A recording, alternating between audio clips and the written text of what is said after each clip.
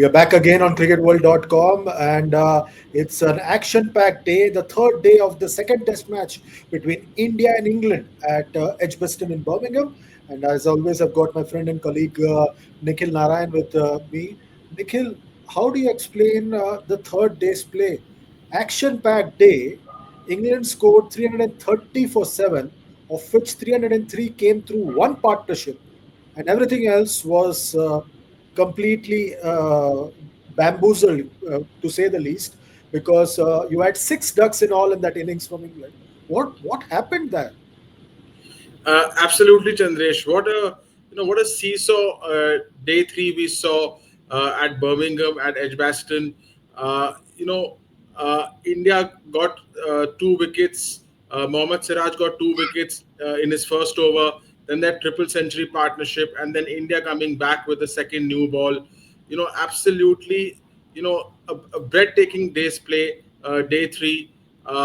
You spoke about England's batting. Yes, I mean, six ducks, almost 90% of the runs scored by Harry Brook and Jamie Smith in that partnership. The next highest score was 22. Uh, you know, a very unique scorecard. But that's what Test cricket is about, and that is what England's baseball is about. From 84 for five, India would have hoped that England is bowled out for less than 200, but then they counter attack. Jamie Smith leading the way, Harry Brook also quite positive, a brilliant triple century partnership. And then India, when India looked on the back foot, when it looked like that England might actually uh, you know uh, reach India's total or come near, then Mohammad Siraj and Akash struck with the second new ball. So it was that sort of a day, brilliant day of Test cricket, Chandresh. I'm just trying to wrap my head around what happened during that partnership between Jamie Smith and Harry Brook. It seemed like India seemed lost for ideas, and especially Prasidh Krishna. I know he's going to be trolled a lot on social media for the way he bowled, but he didn't have a plan. He kept bowling short. That one over where he went for 23 runs, he kept bowling short, and Jamie Smith just kept helping himself to runs in that region between square leg and fine leg, and it just seemed to go completely awry for India at that in that period. They ended up scoring 172 runs in that opening session. That too after losing Root and Ben Stokes of successive deliveries. Absolutely, 172 runs you mentioned in 27 overs at 6.4 per over. That was the third most expensive session conceded by India in since 2015. 172 runs in a single session.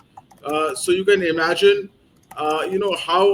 how good Jamie Smith and Harry Brook were, and how poor India's fast bowlers were. Prasidh Krishna, he went on bowling the short pitch delivery to Jamie Smith, but what he lacked was, there was not enough pace in the deliveries. He was bowling in the mid 130s, whereas he could easily notch, he can easily sort of crack it up to 145, 146, but he was bowling 10 kilometers slower, and it was just sitting up on a flat backing deck for Jamie Smith, who counter attacked, one of the best counter attacks we've seen in his recent history, even for baseball standards. And that session was just bizarre. 2 wickets falling to Mohammad Siraj, and then after that, this counter attacking partnership, Jamie Smith leading the way. It was not helter skelter batting. He was in control for 90% of the deliveries he faced.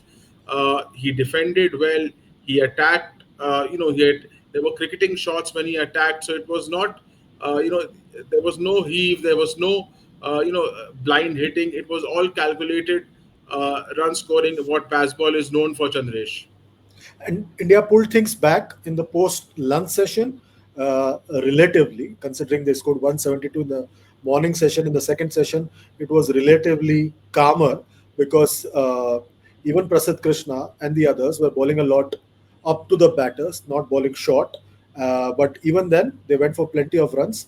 But India's strategy of playing those all rounders not paying off because none of the all rounders created any kind of impact. There were opportunities created in the second session for sure. Washington Sundar almost got a return catch, and then you had Nitish Kumar Reddy finding an edge, but Pant was late to react. And there was also one more opportunity in the pre-lunch session where there was a cut shot which was played and it went and hit flush on the skipper's head. And so we had all those opportunities created, but truth be told, those all-rounders that India employed didn't really make any impact.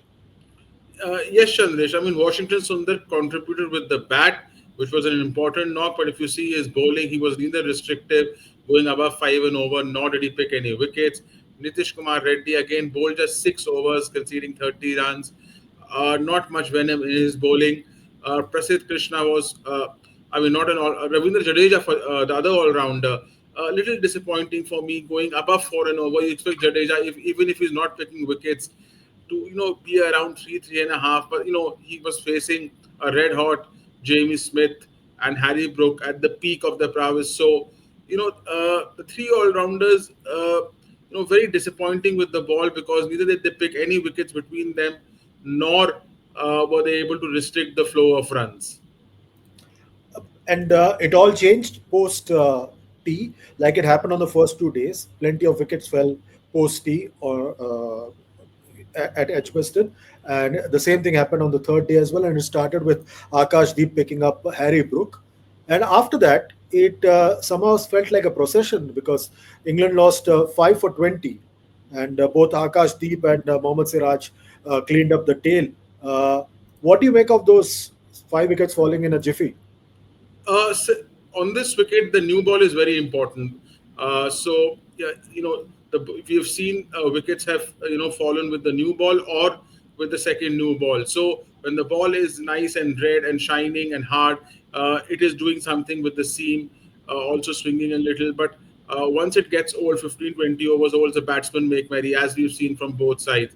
So the new ball and the second new ball will play and has played a crucial role in this match, and that's what we saw today. Of course, Siraj and Akashdeep bowled brilliantly. The lengths were brilliant. The line was brilliant. They were relentless, and they cleaned up the England's tail. 5 for 20. They did to England what England did to India in the two innings at Leeds.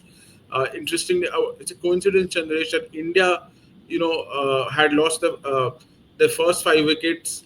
Uh, Sorry, it's a coincidence that how England lost their last 5 wickets after a triple century stand. The same thing happened in the Indian innings. There was a double century stand and then they lost the wicket. So interesting coincidences in both the innings. But overall, if you see, India would be very happy because they had a 180-run lead in the first innings. That is a huge lead given the situation of the match. We have 2 days to play, and and getting a positive start in the second innings, lead of already 240 plus. India can dictate this test match if the rain gods do not interfere. Yeah, absolutely. The present situation is India is currently 64 for 1, 2 days of play to go in this test match. Jaiswal's been dismissed. Karun Nair and KL Rahul are at the crease. The lead is already 244. Considering the bass ball, what is a safe target here, Nikhil? 600, 700? What's a safe target? No, I think India would look to bat till T, 200 more at least. So we're looking at 450. I mean, it will be a world record if they chase down 450 plus. So 450 is what India would be looking for at T. Then give around 120 overs to England to chase that down. If they do it well, I mean, kudos to them. But India certainly will have the upper hand. Anything above 400, India will have the upper hand. Yes, but India will, at the back of their minds, remember what happened in Birmingham in 2022, 378 for 380 overs. They'll be wary of that. So the declaration is not coming unless they are bowled out. But the declaration is not coming for anything less than 400. Interesting. And we had a bit of a controversy towards the end of the day's play. We must talk about that as well with Yashasvi Jaiswal when he was trapped LBW by Josh Tong.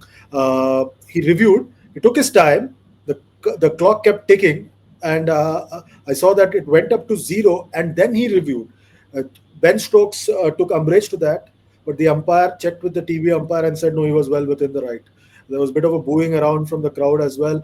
A bit of a drama towards the end of the day's play, but good to see some needle between the two sides. Yeah, absolutely. I mean, I think Ben Stokes was right. The timer had gone, but it's not Vijay Jaiswal's fault. It was up to left to the umpires, and they decided to go upstairs. But these things do happen. At the end of the day, the right call was made. Jaiswal was out, and everyone. I mean, they at least the English team was happy. But this just adds a bit of, as you said, a bit of fire, a bit of good, healthy competition amongst the two sides. Yeah, absolutely.